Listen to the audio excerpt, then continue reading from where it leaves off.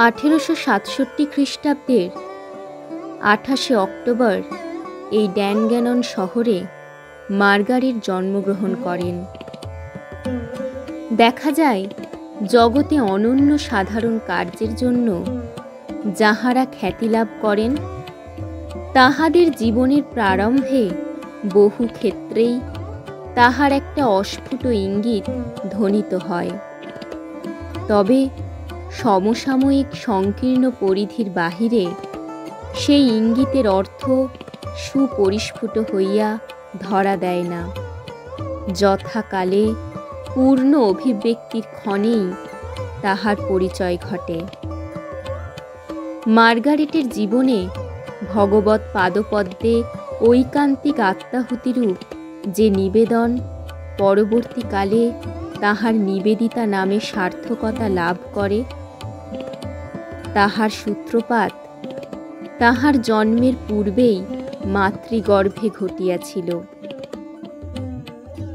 প্রথম সন্তান ধারণের ভয় ও ব্যাকুলতা মেরি হ্যামিল্টনকে অভিভূত করিয়াছিল। বর্তমানের ভাবাবেগ সকল সময়েই ভবিষ্যতের প্রয়োজনবোধকে ঠেলিয়া রাখিতে চাহে। তাই ভবিষ্যতের চিন্তা না করিয়া হয়তো মনের আবেগেই ধর্মভীরু মেরি অনাগত সন্তানের জন্য দেবতার চরণে একান্ত মনে প্রার্থনা জানাইয়াছিলেন।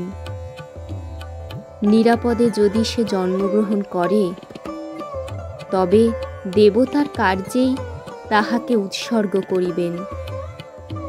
বস্তুত সরল ধর্মবিশ্বাসের সহিত হৃদয়াবেগের সংমিশ্রণে বিচলিত মেরি দেবতার উদ্দেশ্যে সেদিন যে নিবেদন করিয়াছিলেন, তাহা পরবর্তীকালে কন্যার বয়োবৃদ্ধির সহিত তাহার স্মৃতিপটে অঙ্কিত ছিল কিনা সন্দেহ।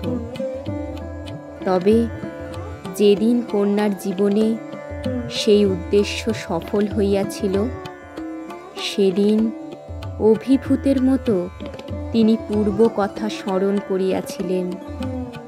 ঘটনাটি তিনি বহুদিন পরে মার্গারেটের পরম বান্ধবী মিস ম্যাকলাউডের নিকট বর্ণনা করেন। নিরাপদে শিশু জন্মগ্রহণ করিল।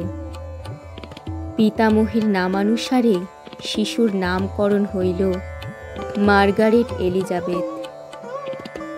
নোবেল পরিবার একত্র হইয়া উৎসব কোলাহলের মধ্য দিয়া নবাগত শিশুকে স্বাগত জানাইল। কে তখন ভাবিয়াছিল উত্তরকালে এই শিশুর কীর্তিকলাপ নোবেল পরিবারের খ্যাতি অতিক্রম করিয়া যাইবে?